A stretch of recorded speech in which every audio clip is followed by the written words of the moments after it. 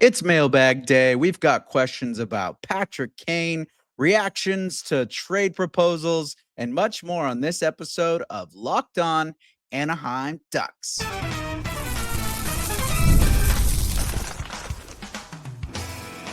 You're Locked On Ducks, your daily podcast on the Anaheim Ducks, part of the Locked On Podcast Network. Your team every day. Hello and welcome, everydayers. Thank you for making Locked On Anaheim Ducks your first listen every day. Part of the Locked On Podcast Network, your team every day. I'm Kyle Carr. I'm a lifelong Anaheim Ducks fan, and I've spent multiple years covering collegiate sports, including college hockey. But today we are talking about the Anaheim Ducks, and that's right, ladies and gentlemen, it is Mailbag Day. We've got a bunch of questions submitted. Everyone, thank you who reached out at cartalksports.com/connect with all of your questions and comments. And again, that is KJER talksports.com/connect. If you would like to send your questions my way, I'd love to hear from you. Tonight's first mailbag question comes from Luis. And Luis asks, are the Ducks interested in signing Patrick Kane for a reunion with Coach Q? An absolute great question, something I've been honestly thinking about for a long time. Before even Coach Quennville was announced as the head coach, I want to go back to when they first said that he could come back into the coaching world. I even thought to myself and even mentioned it with my friends, I think I could see Coach Quenneville coming to Anaheim. And sure enough, a year later, he is now the head coach of Anaheim. And of course, with thinking of him coming to the Ducks, I was thinking, well, how great would it be if he brought Patrick Kane over with the RFA or with his contract ending and Patrick Kane being a UFA. And then if Jonathan Toews comes back, and now it's kind of all coming together. I kind of feel like Notre Dame or Isaiah or Jeremiah, some kind of prophet, because it seems like everything's just falling right in place with the Ducks and everything going on with my ideas around Coach Quenneville. So I definitely think that Anaheim is looking at the possibility of signing Patrick Kane. It makes a ton of sense for the Ducks to make a move like that. However, it does seem like the focus right now for the Ducks head staff is Mitch Marner and trying to land him. There was a report just today that came out from James Myrtle that he's hearing rumblings that the Ducks are offering upwards of $14 million to try to get Mitch Marner out to Orange County. But it sounds like he's very interested in teams like Golden Knights and the LA Kings up north. So not exactly sure if he's going to take the bite of the financial plus or what these other teams are offering, or if he can sell like, hey, look how quiet it is out here press wise. You'll get to just refresh, get your career underway, and bring your talents to the wonderful sunny beaches of Orange County, even though it hasn't really been sunny lately. But I think depending on how things go with the Mitch Marner camp and whether or not he ends up in Anaheim is going to determine a lot of things when it comes to free agency. So what does that leave Patrick Kane? Well, I think that even if Marner does get offered, I absolutely think it would be a brilliant idea to bring Patrick Kane over and try to get him reunited with Coach Quenneville. Talk about someone who would be able to be a veteran presence in the locker room. He's going to be able to really get the guys on board with what Coach Quenneville's trying to get across to the guys, even though I don't think that's going to be a problem either way. But I mean, you got a future Hall of Famer in Patrick Kane.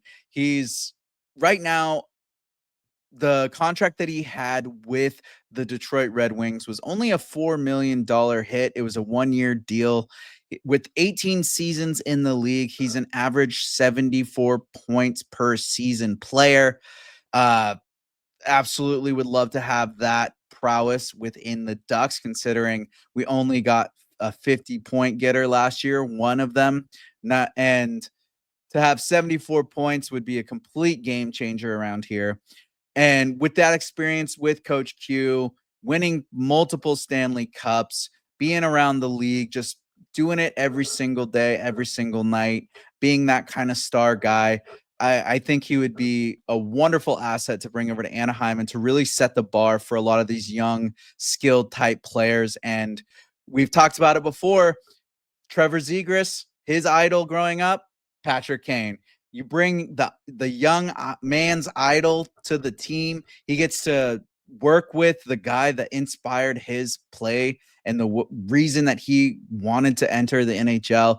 Bring him over. He gets to coach up Zegras and possibly even play with him. And then you get Zegras cooking on all cylinders. He's coming back, getting motivated. Just there's a lot of pluses getting Patrick Kane out here. And then possibly if they can get the resurging Jonathan Toews as well on that center.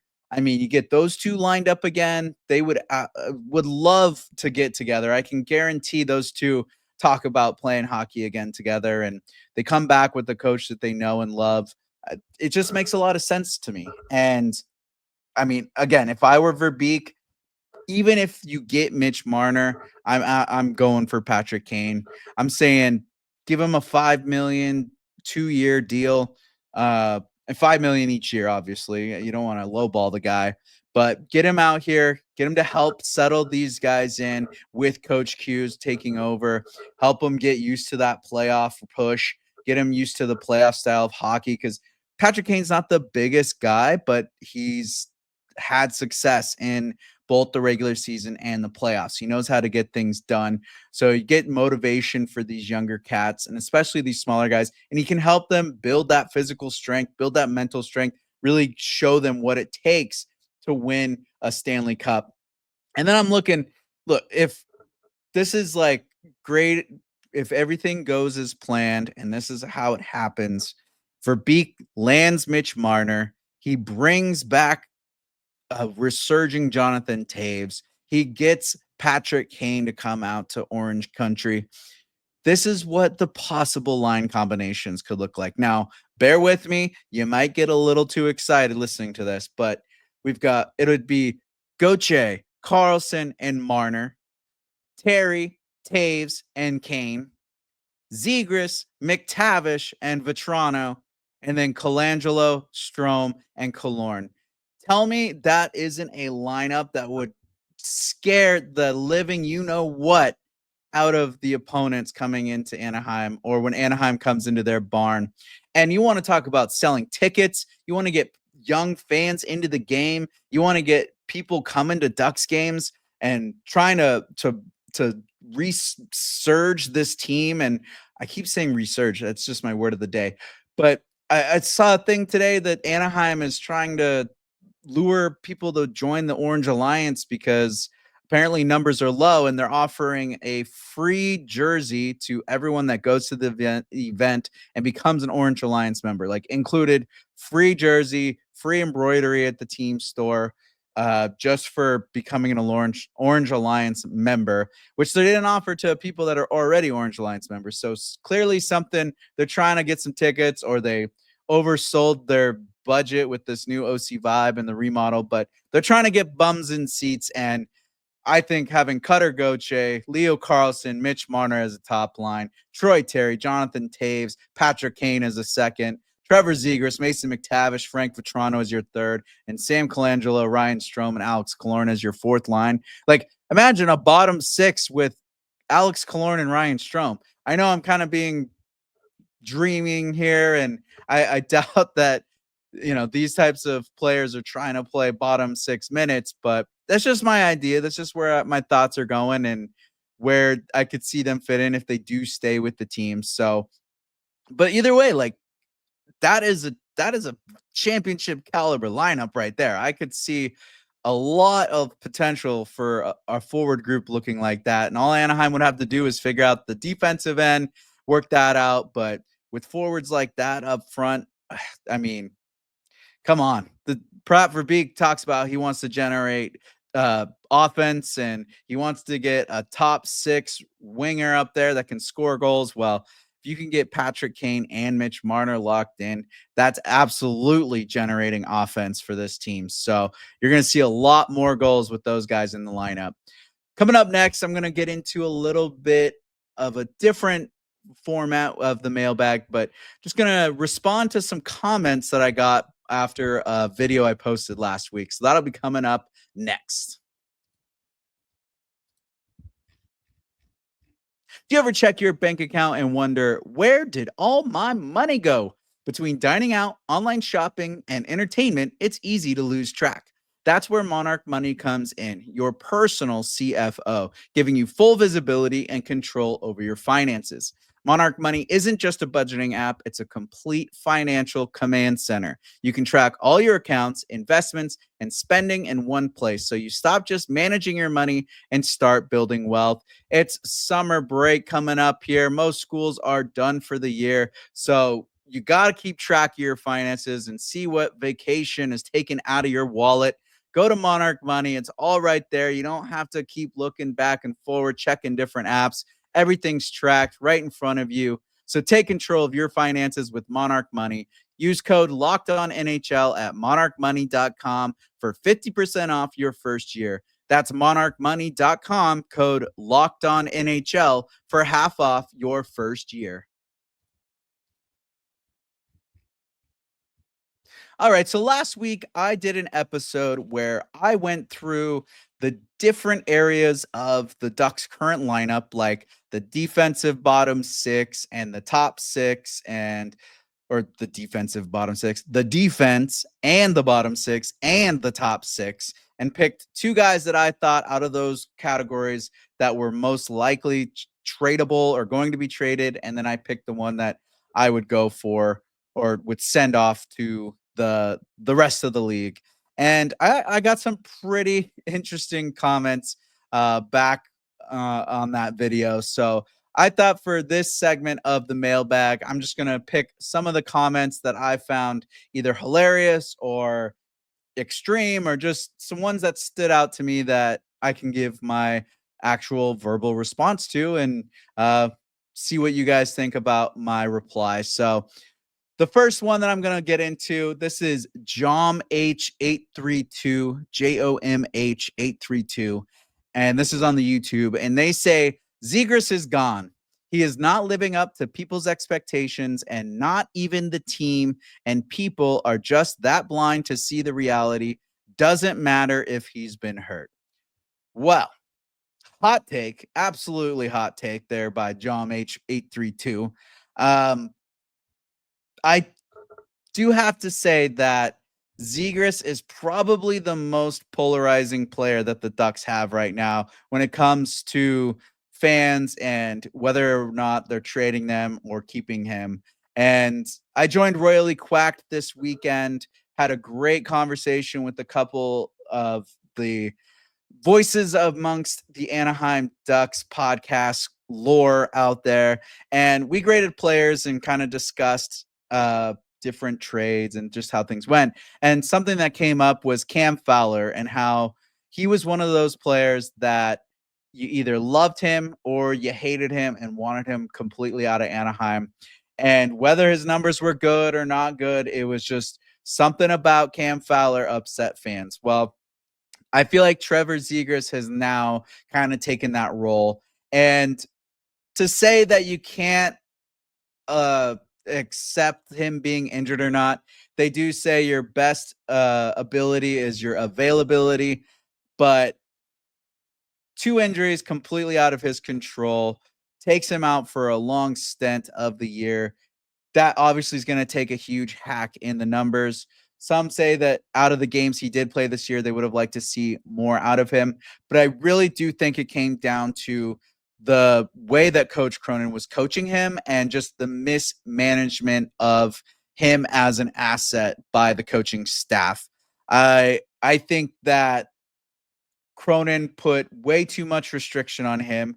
There was just, he came into this team with this mindset that he's going to like develop these NHL guys and show them the ropes and teach them the ways, like playing Cutter Gauthier on the fourth line for absolutely no reason this year. and then finally gets up with the first line and has the success we were all waiting for.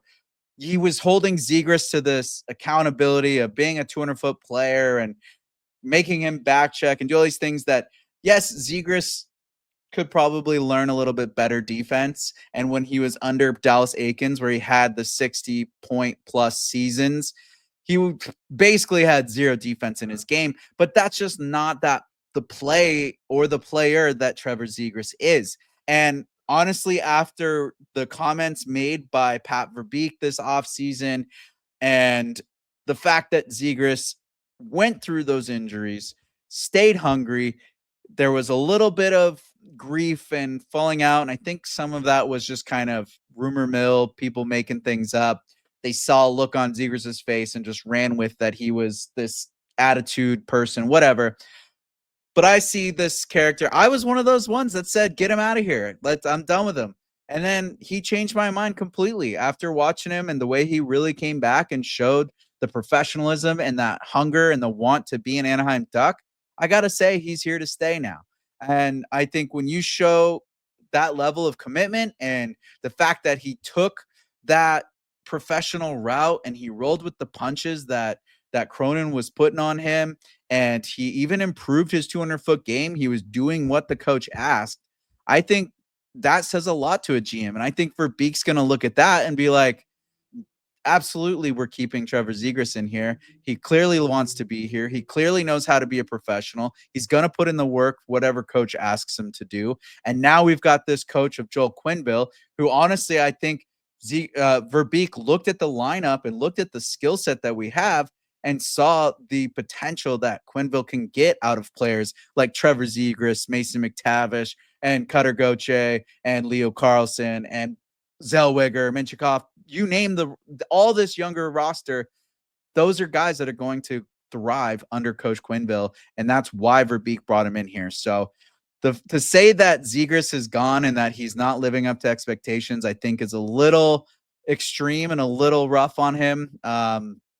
Yeah, he didn't have back-to-back 60-goal seasons or 60-point seasons, sorry. But I think it's coming back, and there's going to be a resurgence in Zegras' game, and it's going to show up. And he's got a year left on his contract, and then he's going to have to sign a new deal, and the onus is on him this year. And I see an extension happening by the end of this contract. I'm seeing an extension in the future. When all is said and done, Zegras is going to get an extension. He's going to be an Anaheim Duck. He's going to be a staple of this team, and he wants to be here, and the team wants him to be here. And I'd say now, after this last year and how things have gone, there's a lot more fans wanting him to stay than there are wanting him out of here. Moving on, another person that I brought up on my trade thing was Jacob Trouba, which Zegras wasn't even someone I brought up. But now looking at Trouba, I have to apologize. I had a lot of people who reminded me and pointed out that Trouba came over here mainly because of his wife, and that his focus is on his wife and her career right now. And the Samuelis helped her get into the UCI program for a doctorate, or she's a doctor. She's a lot smarter than the rest of us, that's for sure. But he is adamant that his wife is coming first, and so he is going to be out here. And I completely forgot that. That's kind of on me there, and that's why Anaheim kind of didn't try to get any retention on New York with that contract. But it seems like Trouba is going to be here. I said that he would be the one I would get out. Didn't even think about that whole thing with his wife and UCI. Now, like, he would most likely enact his no trade or no move clause there. So Trouba's staying. He's going to be here. And, you know, a lot of people said that, yeah, he would get more assets back because he's better than Gudas, but with Gudas, he's a little redundant. So they would rather see Gudas out than Trouba. So we'll see how things go with that. I kind of understand that. I think another thing we talked about on Royally Quacked is how Trouba can kind of be the one to guide and lead Stain Solberg into the NHL and really teach him how to be a big, tough guy and played defensively the right way. And I do like the way that Trouba came in and played his defense. So would like to have Trouba around for sure. This comment, this last one here before I wrap this segment up, this one had me cracking up. Brian Van Week. So Brian VANWYK 9425 says Lundy or Johnston, Killorn or Strome. My hope is all of the above. And that gave me a huge chuckle when I read that. And I think honestly, those are four of the players that are on the chopping block when it comes to this team and trying to get people moved out, new faces in, get the youngsters up. Johnston could even be a buyout at this point after the season. 2 goals in 2 years. Terrible. Get him out of here. I think Strome is most likely going to be here out of those 4. But if all 4 were to go, I wouldn't be too upset. And again, free agency is going to really set the tone on how the offseason is going to go. But I do hope that Pat Verbeek is active this offseason. He's been pretty stagnant the last couple years. So it would, other than the Drysdale and Gauthier trade, I name a big move that he really made. So would like to see some action out of Pat Verbeek this year. Next, we're going to get into some players that might be under pressure after this.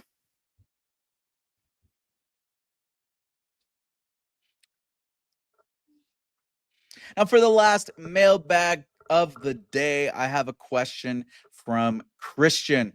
Christian asks, which players are under the most pressure to perform this season based on contracts or expectations? Well, Christian, I have a fairly easy answer for you, and that is Olen Zellweger and Pavel Mintyukov.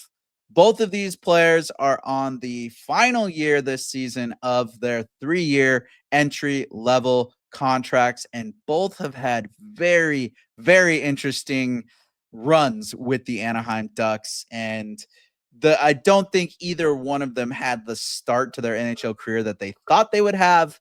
I don't think even the fans expected the method or the way things went for these two. It was very, very weird. When you have a coach who's like Coach Cronin did, where he was putting them in, putting them out, and they were just he managed them so weird. And when you have a coach who's sitting you and playing you and sitting you and playing you and back and forth, it absolutely messes with your psyche, no matter how professional you are. But these are young kids trying to come up into the league, and that want to impress, that want to earn your place on this team is there. And when it's so unknown if you're in or out of the roster, you're gonna play different. You're gonna hesitate. You're gonna freeze up, and that's exactly what we saw out of these two kids this year. It's the players are not meant to play the style that Cronin was forcing them to play. They are both great offensive players that can join the rush. They can pinch down when they need to. They know how to take the position down low and move back up. They have the foot skill, they have the physicality. They're able to play offensive defense, and Cronin was just adamant that they were not going to do that basically until the end of the year. I don't know. I'm after looking at how things went and with Pat Verbeek letting him go and how quickly he let him go, I am wondering if they had meetings where Verbeek came down and said, "Hey, play the guy, let them play. Like, stop. What are you doing? Like, let these kids do what they need to do." Because all of a sudden there was this change in the lineup, and the young kids were kind of able to just go for it. And I think there must have been a conversation there, because once they finally were able to get involved, they showed up and they had really good success creating offense and just creating great plays for the Anaheim Ducks. So with the whole in and out of the roster, again, you tend to make mistakes. You freeze up. You saw a few times from both players where they would kind of just like, you could see their instinct, it's like when you're watching a husky that's like trying to do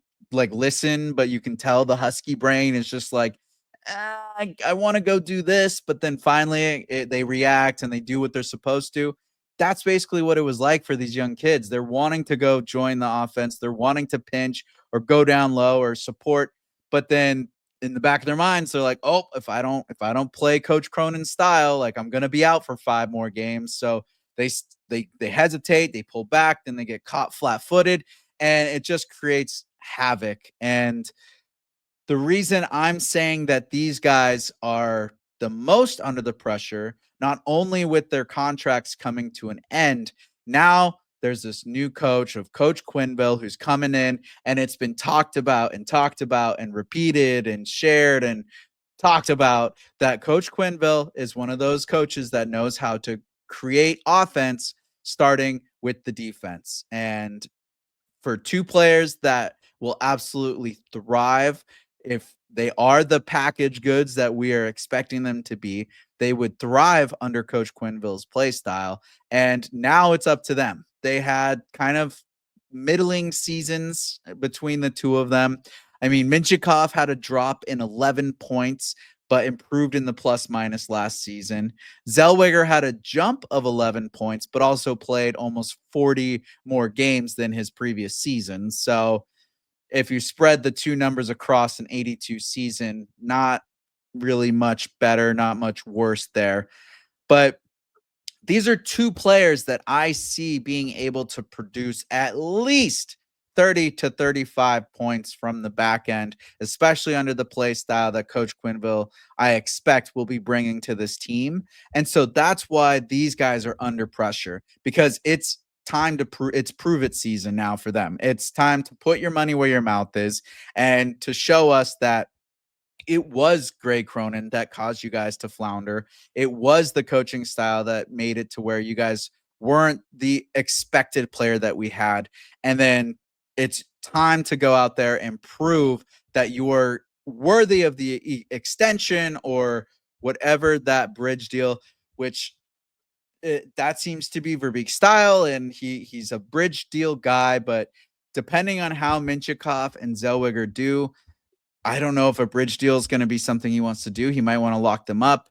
Looking at how things go with Lukasz Dostal, I don't think a bridge deal is at all smart, but he does sell it as well. I'm trying to, give these guys the opportunity to kind of bet on themselves, improve, and then either get a bigger payday after that or go out there and get something. But that's all besides the point here. But I think with this year, they are so under pressure to improve and to impress and to play the defense that they know they can play and really utilize what Coach Quenneville is teaching them and prove all of the naysayers and all the doubters wrong and really prove that what we're all hoping and thinking as fans is that it was Coach Cronin that was causing it. It was the weird management. It was the weird not wanting players to play at the skills that they have or to use the tools that they have and trying to basically treat these kids like junior players. Or even I think I seen more leeway on my son's 14U team than I did out of Coach Cronin. And I don't know. I don't know what his point was or what his style was, but it just was not NHL level, not NHL caliber. And now it's time for these young cats to go and prove that they are NHL level and NHL caliber and can earn themselves some pretty decent paychecks next offseason. So the two players under the most pressure for Anaheim this year is Pavel Mintyukov and Olen Zellweger. I hope that answers your question, Christian. And for the rest of you, if you think there's someone else or you think I'm crazy, let me know. Please go reach out to me. And again, thank you all to those who contributed to the mailbag. If you have questions you want answered or you want comments or just something that you want me to talk about next week, go to cartalksports.com/connect. That's KJER talksports.com/connect, where you can send anything you have in mind my way, and I will get it directly. It won't get lost in the shuffle of social media. So thank you for making Locked On Anaheim Ducks your first listen today. For your second listen, check out the all-new Locked On NHL Game Night. Every game, every night until a Stanley Cup champion is crowned. Get local analysis on a national scale. Find NHL Game Night on Locked On NHL on YouTube or wherever you listen to podcasts. That's where you can find this podcast as you're listening to it. You already obviously found it, but please go like and subscribe to the YouTube. And as always, I'm Kyle Carr. Be good out there.